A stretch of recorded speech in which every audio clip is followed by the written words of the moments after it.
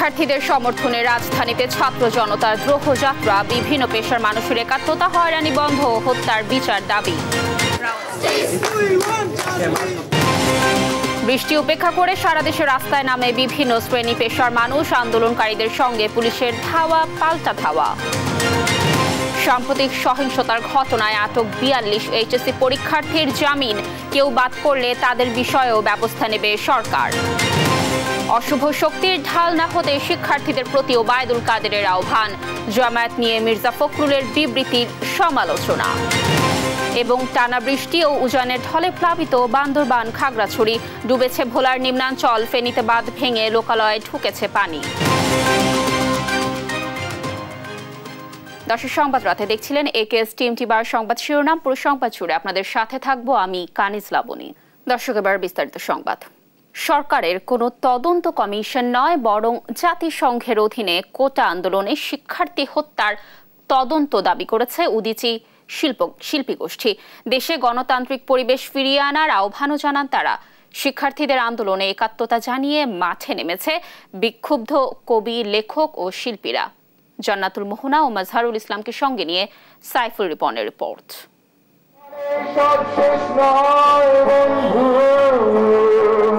আমাদের চোখে নতুন ভোরের স্বপ্ন,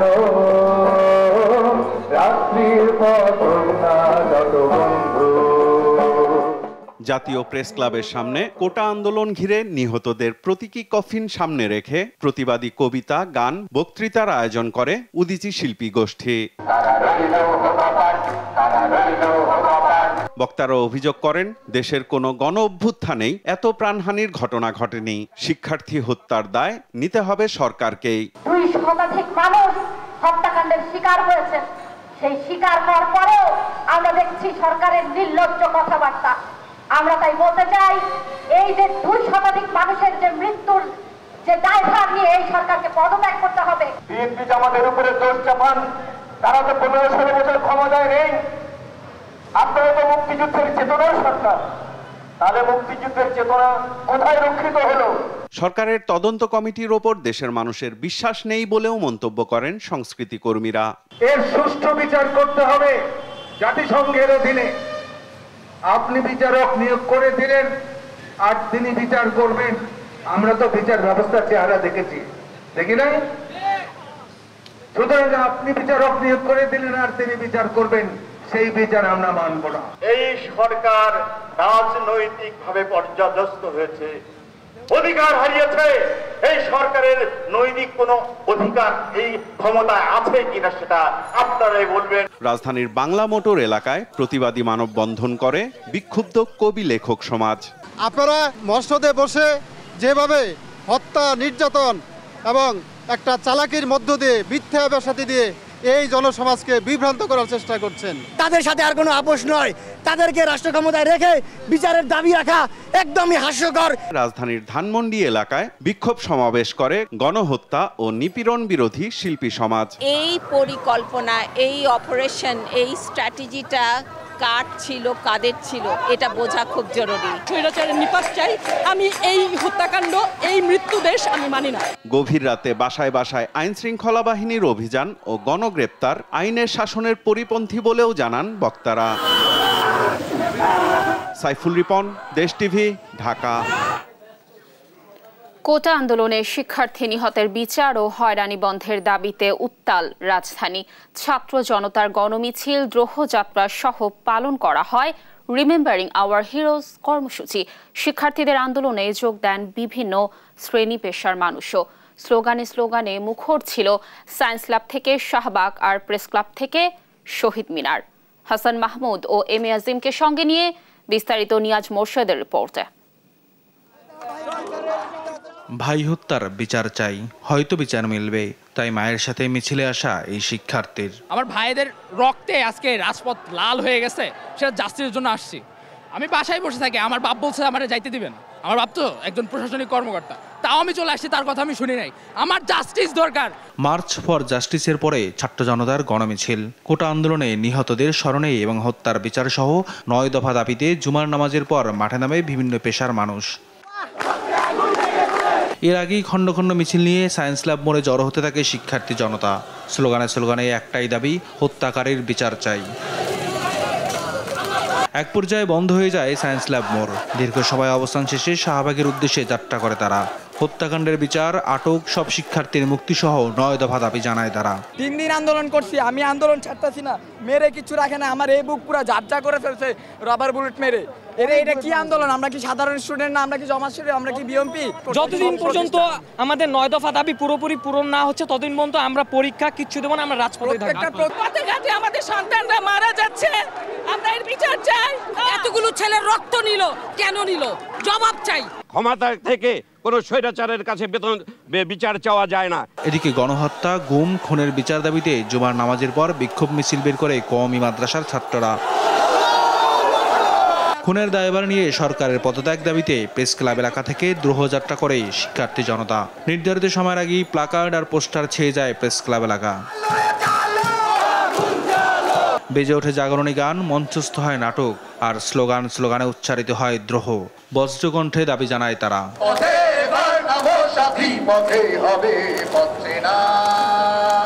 শিক্ষার্থীদের দাবির সাথে একাত্মতা জানিয়ে শিক্ষকরা উচ্চারণ করেন সন্তানতুল্য শিক্ষার্থী হত্যাকারীদের বিচারের দাবি। শিক্ষার্থীদের পাশে পাবলিক, প্রাইভেট, ইউনিভার্সিটি একাকার হয়েছে, শিক্ষক শিক্ষার্থী একাকার হয়েছে, পেশাজীবী শ্রমিক একাকার হয়েছে, নারী পুরুষ একাকার হয়েছে।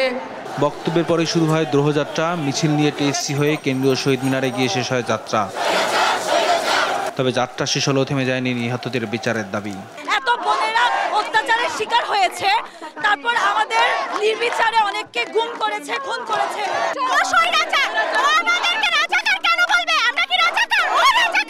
আমার 12 বছরের নাতি মিরপুর দিয়ে হয়েছে স্টেশন থেকে, ওদের সাথে থাকার জন্য, ওদের সাথ দেওয়ার জন্য, ওদের জন্য কিছু যদি করা যায়, কিছু পানি, কিছু, এটার জন্যই আমি আসছি। নিয়াজ মোর্শেদ, দেশ টিভি, ঢাকা। ঝুম বৃষ্টিতে কাক ভেজা হয়ে আন্দোলনে নামে ঢাকা মেডিকেল সহ বিভিন্ন মেডিকেল কলেজের শিক্ষার্থী, শিক্ষক ও চিকিৎসকরা। আন্দোলনে গুলি করে শিক্ষার্থী সহ সাধারণ মানুষ হত্যার বিচার দাবি করেন তারা। হাসপাতাল ভর্তি বেশিরভাগ মানুষের গায়ে গুলির চিহ্ন ছিল বলে দাবি করেন তারা। হাসান মাহমুদের রিপোর্ট। খেতে পারি না, ওই বাচ্চাগুলোর মায়ের হাহাকার দেখে আপনারা এর বিচার করেন। কথা আটকে যায় চিকিৎসকের। কোটা সংস্কার আন্দোলনে নিহত ও আহতদের আর্তনাদে হতবাক চিকিৎসকরা। আমি আমার হাত দিয়ে বুলেট বের করেছিলাম, বুলেট, এটা আমার স্বাধীন দেশ। শুক্রবার সকালে প্রতিবাদ জানাতে কেন্দ্রীয় শহীদ মিনারে জড়ো হন ঢাকা মেডিকেল কলেজ সহ বিভিন্ন প্রতিষ্ঠানের শিক্ষার্থী ও চিকিৎসকরা। ঝুম বৃষ্টিও থামাতে পারেনি তাদের আন্দোলন। অনেকটা কাক ভেজা হয়ে স্লোগান দেন তারা। বলেন, স্বাধীন বাংলাদেশে এমন হত্যাকাণ্ড মেনে নেওয়া যায় না, তাই তারাও নেমেছেন রাজপথে। ট্যাক্সের টাকায় কেনার গুলিতে আমার সাধারণ ছাত্র ছাত্রী, সাধারণ জনতা আজকে গুলিবিদ্ধ, মৃত, আহত। এই যে বাচ্চারা মারা গেল, আমি একজন মা, দিন শেষে আমি একজন মা, আমার বুকটা হাহাকার করে যে কিভাবে এই বাচ্চাগুলোকে কিভাবে নৃশংসভাবে মারতে পারলো। আমরা বুক ফেটে কাঁদবো, সেটাও আমরা কাঁদতে পারছি না। আমাদের সন্তানদের উপরে গুলি করেছে, কোথায় হাত দিয়েছে আপনারা বুঝতে পেরেছেন? আপনাদের হৃদয়ে হাত দিয়েছে, হৃদয় রক্তক্ষরণ। আজকে এক একটা সন্তান আমাদের সকলের সন্তান। ওনারা কি ভাবেন এই দেশটাকে শেষ করে দিয়েছে। সারা দেশে গণহারে স্কুল কলেজের শিক্ষার্থী ও সাধারণ মানুষকে গ্রেপ্তারের নিন্দা জানান তারা। শুরুতে যখন এই আন্দোলনটি কোটা সংস্কারের বিরুদ্ধে ছিল, এখন এই আন্দোলন রাষ্ট্র সংস্কারের জন্য, এই আন্দোলন প্রশাসন সংস্কারের জন্য। আমরা কিন্তু অনুভব করি আমরা এই দেশের দাস, আমাদের সাথে কিন্তু দাসের মতো আচরণ, আমাদের জীবনের কোনো মূল্য নাই। ছোট ছোট বাচ্চাদেরকে, স্টুডেন্টদেরকে যাদেরকে অ্যারেস্ট করা হয়েছে তাদেরকে অবিলম্বে মুক্তি দেওয়া হোক। এদিকে দুপুরে কাউরান বাজারে প্রতিবাদ সমাবেশ করেন গণমাধ্যম কর্মীরা। পুলিশের গুলিতে নিহত হলেও সাংবাদিক নেতারা মুখ বন্ধ করে আছে বলেও অভিযোগ করেন বক্তারা। আসলে অগ্রজ তো সেই যে পথ দেখায়। আজকে এই ব্যানারে যারা দাঁড়িয়েছেন, সামনে যারা আছেন, আপনারাই অগ্রজ। আমি আজকে থেকে যাদেরকে অগ্রজ ভাবতাম সেই সাংবাদিক নেতাদের ধিক্কার জানাই। এ সময় হত্যাকারী পুলিশ শনাক্ত করে আইনের আওতায় আনতে 48 ঘন্টার আলটিমেটাম দেন সাংবাদিকরা। যদি 48 ঘন্টার মধ্যে কোন বিচার না পাই, তাহলে 48 ঘন্টা পরে আর কঠোর কর্মসূচি দেব। হাসান মাহমুদ, দেশ টিভি, ঢাকা। বৃষ্টি উপেক্ষা করে কোটা আন্দোলনে নিহতের বিচারের দাবিতে সারা দেশে রাস্তায় নামে শিক্ষার্থী সহ বিভিন্ন শ্রেণী পেশার মানুষ। তাদের সাথে যোগ দিয়েছেন শিক্ষক ও মুসল্লিরাও। বিভিন্ন স্থানে আন্দোলনকারীদের সঙ্গে পুলিশের ধাওয়া পাল্টা ধাওয়ার ঘটনাও ঘটেছে। সহকর্মীদের পাঠানো তথ্যচিত্রে টুম্পা আফরোজের ডেস্ক রিপোর্ট। প্রতিকূল আবহাওয়া উপেক্ষা করে নিহতের বিচারের দাবিতে আবারও সড়কে নেমেছে বৈষম্য বিরোধী ছাত্র আন্দোলন। বৃষ্টিতে ভিজেই আবু সাইদ সহ অন্যান্য সব হত্যার সুষ্ঠু বিচারের দাবিতে শান্তিপূর্ণ সমাবেশ ও পদযাত্রা করে ছাত্র জনতা। আন্দোলনে অংশ নেন রোকেয়া বিশ্ববিদ্যালয়ের শিক্ষকরাও। সকাল 11:30টার দিকে রোকেয়া বিশ্ববিদ্যালয়ের 2 নম্বর গেটের সামনে সমাবেশ করেন শিক্ষক শিক্ষার্থীরা। সমাবেশ শেষে একটি র্যালি মডার্ন মোড় ঘুরে বিশ্ববিদ্যালয় ক্যাম্পাসে শেষ হয়। দাবি আদায় না হওয়া পর্যন্ত আন্দোলন চালিয়ে যাওয়ার ঘোষণা দেন তারা। এদিকে বৃষ্টি উপেক্ষা করে ময়মনসিংহের টাউন হল মোড়ে জমায়েত হয় বৈষম্য বিরোধী ছাত্র আন্দোলনকারীরা। পরে নগরীর বিভিন্ন জায়গা থেকে আসা গণমিছিলটি টাউন হল মোড় থেকে কৃষ্ণচূড়া চত্বরে গিয়ে শেষ হয়। ততদিন না পর্যন্ত আমাদের 9 দফা আন্দোলন 9 দফাগুলো মানা হচ্ছে ততদিন পর্যন্ত এটা চলতে থাকবে। আমাদের ভাইদের রক্তের দাবি আমাদেরকে দিতে হবে। আমরা আমাদের ভাইদের সাথে অন্যায় করতে পারবো না। চট্টগ্রামের আন্দরকিল্লা শাহী জামে মসজিদ থেকে জুমার নামাজ শেষে গণমিছিল করেছে বৈষম্য বিরোধী ছাত্র আন্দোলন। বৃষ্টির মধ্যেই নগরীর লালদিঘি রাইফেল ক্লাব হয়ে নিউ মার্কেট মোড়ের দিকে যায় গণমিছিলটি। সেখানে আধা ঘন্টা অবস্থান করে রেলওয়ে স্টেশন এলাকায় গিয়ে শেষ হয়। জুমার নামাজ শুরুর আগেই দলে দলে নগরীর বিভিন্ন এলাকা থেকে জড়ো হয় আন্দোলনকারীরা। তাদের সাথে যোগ দেন মুসল্লিরাও। সেখানে সতর্ক অবস্থানে ছিল আইন শৃঙ্খলা বাহিনীর সদস্যরা। খুলনায় বৈষম্য বিরোধী আন্দোলনকারীদের সঙ্গে পুলিশের ধাওয়া পাল্টা ধাওয়ার ঘটনা ঘটেছে। দুপুর 3:30টার দিকে শিক্ষার্থীরা শিববাড়ি মোড় থেকে মিছিল নিয়ে 0 পয়েন্টে যাওয়ার চেষ্টা করলে খুলনা বিশ্ববিদ্যালয়ের প্রধান ফটক পার হতেই পুলিশের বাধার মুখে পড়ে। পরে শিক্ষার্থীরা পুলিশের বাধা অতিক্রম করে যেতে চাইলে উভয় পক্ষের ধাওয়া পাল্টা ধাওয়ায় পুলিশ টিয়ার শেল মারতে শুরু করে। অন্যদিকে আন্দোলনকারীরাও ইট পাটকেল ছোড়ে। তাদের শান্তিপূর্ণ সমাবেশে পুলিশ বাধা দেয় এমন পরিস্থিতি সৃষ্টি হয়েছে বলে জানায় শিক্ষার্থীরা। টুম্পা আফরোজ, নিউজ ডেস্ক, দেশ টিভি। শিক্ষার্থীরা কোনো অশুভ রাজনীতির ঢাল হবে না বলে আশা প্রকাশ করেছেন আওয়ামী লীগ সাধারণ সম্পাদক ওবায়দুল কাদের। দুপুরে এক সংবাদ সম্মেলনে তিনি বলেন, উদ্ভূত পরিস্থিতি মোকাবিলায় প্রধানমন্ত্রী শেখ হাসিনা পর্যায়ক্রমে সবার সঙ্গে মতবিনিময় করবেন। জামায়াত শিবির নিষিদ্ধ করার বিষয়ে মির্জা ফখরুলের বক্তব্যের সমালোচনাও করেন ওবায়দুল কাদের। তৌফিক মাহমুদ মুন্নার রিপোর্ট। সরকারের নির্বাহী আদেশে সন্ত্রাসবিরোধী আইনের 18(1) ধারা অনুযায়ী জামায়াত ইসলামী ছাত্র শিবির ও তাদের অন্য অঙ্গ সংগঠন নিষিদ্ধ করা হয়। জামায়াত শিবির নিষিদ্ধের পরদিন সংবাদ সম্মেলনে আসেন আওয়ামী লীগ সাধারণ সম্পাদক ওবায়দুল কাদের। আওয়ামী লীগ সভাপতি রাজনৈতিক কার্যালয়ে কথা বলেন তিনি। বলেন, জামায়াত শিবির নিষিদ্ধ করায় সরকারকে আওয়ামী লীগ পক্ষ থেকে ধন্যবাদ দেন ওবায়দুল কাদের। জামাতের রাজনীতি নিষিদ্ধ করার সরকারি সিদ্ধান্তকে আমরা স্বাগত জানাই। জামাতের রাজনীতি নিষিদ্ধ হওয়া দেশের মানুষ সাধুবাদ জানালেও মির্জা ফখরুল ইসলাম আলমগীর এই সিদ্ধান্তকে অগণতান্ত্রিক, অসাংবিধানিক বলবে, এটাই স্বাভাবিক। শিক্ষার্থীদের আন্দোলন নিয়ে কথা বলেন আওয়ামী লীগ সাধারণ সম্পাদক। শিক্ষার্থীদের অযথা হয়রানি এবং আটক না করতে নির্দেশ দেওয়া হয়েছে আইন শৃঙ্খলা বাহিনীকে। ইতিমধ্যে শিক্ষার্থীদের অযথা হয়রানি এবং আটক না করতে আইন প্রয়োগকারী সংস্থাকে নির্দেশনা দেওয়া হয়েছে। কোন শিক্ষার্থী যেন হয়রানির শিকার না হয় সেদিকে দায়িত্বশীল সকলকে সতর্কতার সঙ্গে খেয়াল রাখতে হবে। কোটা নিয়ে মুক্তিযুদ্ধ মন্ত্রীর বক্তব্য তার ব্যক্তিগত, সরকার নয়, জানান ওবায়দুল কাদের। মুক্তিযুদ্ধের চেতনা। তৌফিক মাহমুদ মুন্না, দেশ টিভি, ঢাকা। কোটা আন্দোলনকে কেন্দ্র করে সহিংসতার ঘটনায় ঢাকার ৪২ জন এইচএসসি পরীক্ষার্থীকে জামিন দিয়েছেন আদালত। চলমান এইচএসসি পরীক্ষায় অংশ নেওয়ার সুযোগ দিতে তাদের জামিন দেন বিচারক। আইনজীবী জানান, কোনো পরীক্ষার্থী আবেদন করলে জামিনে মুক্তির বিষয়ে সহায়তা দেবে সরকার। শাহাদাত নিশাতকে সঙ্গে নিয়ে সাকিব হকের রিপোর্ট।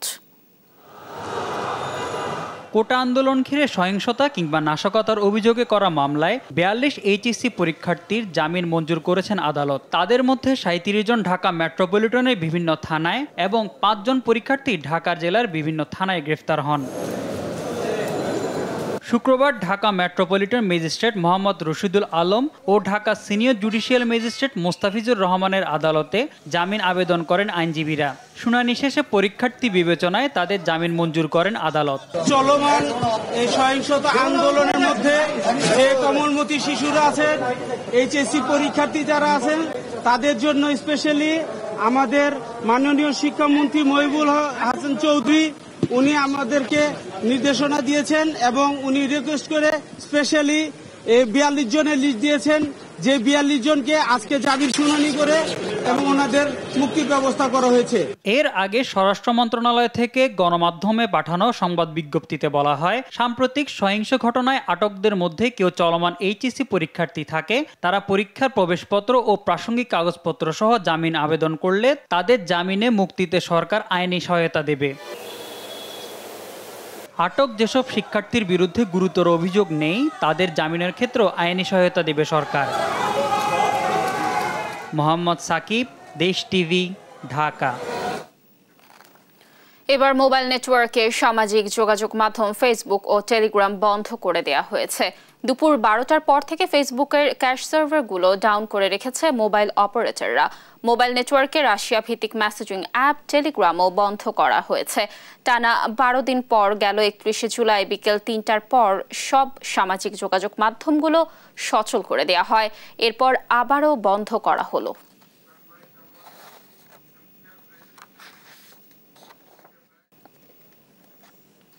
টানা বৃষ্টি ও উজানের ঢলে প্লাবিত বান্দরবান ও খাগড়াছড়ি, ডুবেছে ভোলার নিম্নাঞ্চল। উজানের ঢলের তোড়ে ফেনীতে বাঁধ ভেঙে লোকালয়ে ঢুকছে পানি। চরম বিপাকে দুর্গত এলাকার কয়েক লাখ মানুষ। সহকর্মীদের তথ্য ছবিতে আপন অপুর রিপোর্ট। টানা দুদিনের ভারী বর্ষণ ও উজান থেকে নামা পাহাড়ি ঢলের তোড়ে ভাঙছে মুহুরী নদী। শুক্রবার বেলা 11:30টার দিকে ভেঙে যায় পরশুরামের শালধর বাঁধ। হু হু করে লোকালয়ে ঢুকতে শুরু করে পানি। প্লাবিত হতে থাকে গ্রামের পর গ্রাম। গেল মাসের বন্যার ক্ষয়ক্ষতি কাটিয়ে উঠতে না উঠতেই আবারও বন্যার কবলে পড়ে দিশেহারা ফেনীর পরশুরাম ও ফুলগাজী উপজেলার কয়েক লাখ মানুষ। ভারী বৃষ্টিতে তলিয়েছে ভোলার নিম্নাঞ্চল। ভেসে গেছে পুকুর ও মাছের ঘের। পানিবন্দী হয়ে দুর্ভোগে মানুষজন। পানি উঠতে আমরা হাঁটাচলা করতে পারি না, তারপর আমাদের ঘর দুয়ার পড়ে গেছে, আমাদের চলতে ফিরতে কষ্ট, রান্না বান্না করতে পারি না, খাইতে পারছি না। বর্ষার কারণে আমাদের খুব কষ্ট হইতেছে। আমরা গতরে বাইরে হইতে খুব আমাদের এরিয়া সব ডুবে রয়েছে। আমরা ঘরের তো বাইরে গেছি, ঘরের গাছ পড়ছে, ঘর ভাঙ্গা ছড়িয়ে গেছে। টানা বৃষ্টিতে প্লাবিত খাগড়াছড়ির নিম্নাঞ্চল। জেলার গঞ্জপাড়া, শান্তিনগর, কালডেবা সহ বেশ কিছু এলাকা তলিয়ে গেছে। সড়ক তলিয়ে খাগড়াছড়ির সঙ্গে যোগাযোগ বিচ্ছিন্ন দিঘিনালা উপজেলা এবং রাঙ্গামাটির লঙ্গদু ও বাঘাইছড়ি। কয়েকদিন থেকেই পানিতে নিমজ্জিত বান্দরবানের নিম্নাঞ্চল। ঢলের পানি ঢুকে পড়েছে পৌর এলাকায়ও। জলমগ্ন বাগেরহাট শহরের অলিগলি ও রাস্তাঘাট। বাসাবাড়ির সামনেও হাঁটু পানি। ভোগান্তি বেড়েছে নিম্ন আয়ের মানুষের। অনেক কষ্টে আছি আমরা। পানি, তারপর সমস্ত রোডেরও পানি, আগামাতা রোডে পানি। রোড ছাড়া কোনো পানি ছাড়া কোনো রোড নেই। বাইরে যেতে পারতেছি না আমরা। এখানে রান্না বাড়ার কোনো নেই। আমার ওই কোনো মতে সিরিয়া পানি এইগুলো খাইয়ে থাকা লাগতেছে মনে হয়। আমাদের স্কুলে যেতে সমস্যা হয়, তারপর বাসার ভিতর থেকে বের হইতে সমস্যা হয়। দুদিনের ভারী বৃষ্টিতে নাকাল নোয়াখালীবাসীও। পৌর শহরের রাস্তাঘাট ও অফিস আদালত পাড়ায় হাঁটু পানি। চরম বিপাকে পড়েছেন প্রয়োজনে বাইরে বের হওয়া মানুষ। যেইখানে যাই না কেন, ঘরে বলেন বাহিরে বলেন, সব জায়গায় শুধু পানি আর পানি। সর্বত্র পানি ছড়াছড়ি এবং হাঁটুর পরিমাণ পানি। অতিরিক্ত জলাবদ্ধতা, পানি নামার কোনো পথ নাই এবং পানি নিষ্কাশনের ব্যবস্থা না থাকার কারণে আমাদের ঘরের ভিতরে পানি ঢুকে গেছে। বিভিন্ন এলাকা পরিদর্শন করছে। আসলে মূলত এটা বাস্তব এবং সত্য যে পাবলিক অতিরিক্ত জলাবদ্ধতার কারণে পাবলিক ভোগান্তিতে আছে। আর এই ভোগান্তি কিভাবে দূর করা যায় সে বিষয়ে আমরা আজকে বসি সমন্বিতভাবে একটা উদ্যোগ গ্রহণ করবো এবং এটা স্থায়ী একটা সমাধান আমরা করবো ইনশাআল্লাহ। এদিকে পানি নামতে শুরু করেছে কক্সবাজারের নির্মাঞ্চল থেকে। আপন অপু, নিউজ ডেস্ক, দেশ টিভি। কিছুতেই নিয়ন্ত্রণে আসছে না দ্রব্যমূল্য। কোনোটির দাম কমলে বাড়ে আরেকটি পণ্যের দাম। চলতি সপ্তাহে ডালের দাম কেজিতে বেড়েছে 2 থেকে 3 টাকা। 2 সপ্তাহ থেকে চালের দাম রয়েছে উচ্চ মূল্যে স্থিতিশীল। বাজারে অস্থিরতার জন্য সঠিক ব্যবস্থাপনার অভাবকে দায়ী করছেন সাধারণ ক্রেতারা। ইফতেখার রেজার রিপোর্ট।